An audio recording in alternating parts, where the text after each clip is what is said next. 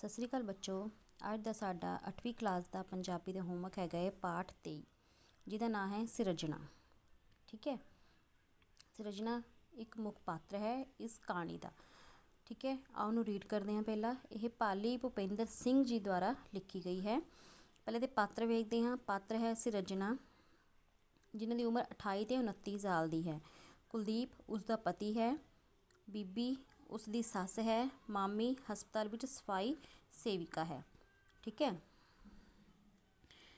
बेटा, मैं तुम्हें चैप्टर थोड़ा शॉर्ट च दसांगी तो तुसीं इहनूं अपनी बुक चों रीड भी करना है।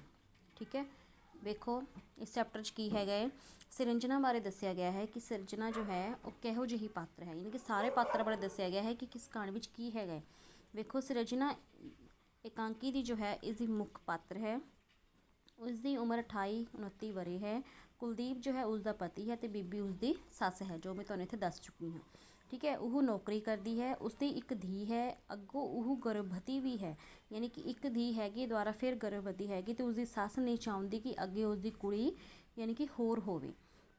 ठीक है, तो इस करके उसनों उसकी मर्जी के उलट हस्पताल भी लै जाती है तो उसकी अल्ट्रासाउंड करा के यही पता लगा देती है कि उसके पेट में मुंडा है या कुड़ी है।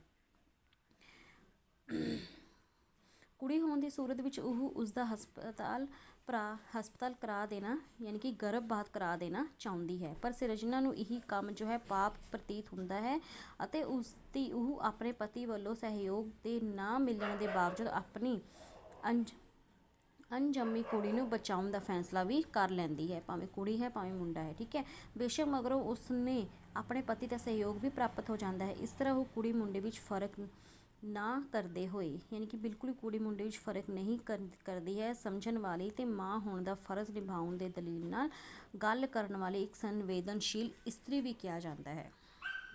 ये तो इहदी सिरजना का। ठीक है, इस तो बाद आता है तुहाडा बीबी का पात्र, यानी कि बीबी का की रोल है। बीबी की सस होंदी है।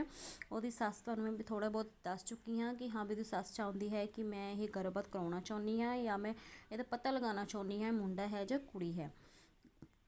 ठीक है, तो इस ये पति भी तो साथ नहीं दिंदा है।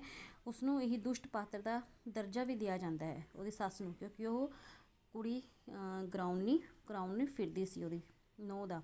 वो 40 किले जमीन अते शैलर की मालक है। कुलदीप उसका पुत्र है तो सिरजना उसकी नूंह है। सिरजना एक कुड़ी नूं जन्म दे चुकी है, अगों वो गर्भवती है तो फिर वो अगे होर कुड़ी नूं भी जन्म देवेगी, यानी कि वो सस नूं लगता है।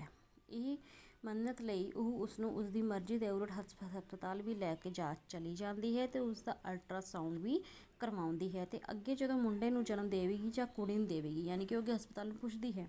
कुड़ी होने की सूरत विच उसका गर्भपात भी करा देना चाहती है, परंतु सिरजना इसके अगे जो है वह नहीं करना चाहती क्योंकि संवेदनशील तो पढ़ी लिखी औरत है।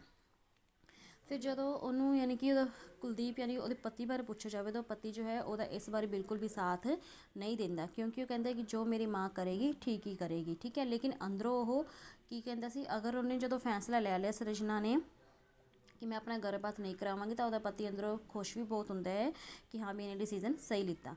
फिर डॉक्टर को जो आते हैं डॉक्टर भी उन्होंने यही सलाह देंगे हैं कि अगर सिरजना पढ़ी लिखी होने के बावजूद भी यह गर्भपात करा दे तो पढ़े लिखे तो अनपढ़ फर्क ही रह जाएगा। तो उन्होंने समझ आती है कि हाँ डॉक्टर सही कहते हैं, मैनू अपना गर्भपात नहीं कराना चाहिए, क्योंकि सस के लारे ही अपना गर्भपात कराने लई चली चुकी सी।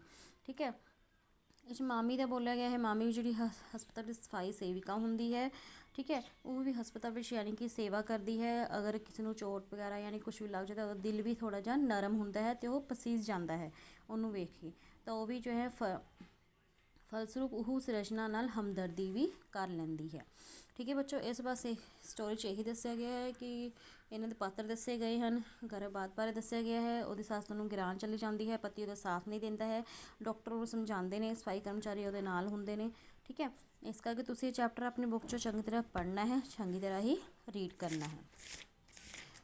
ठीक है, ओके, धन्यवाद।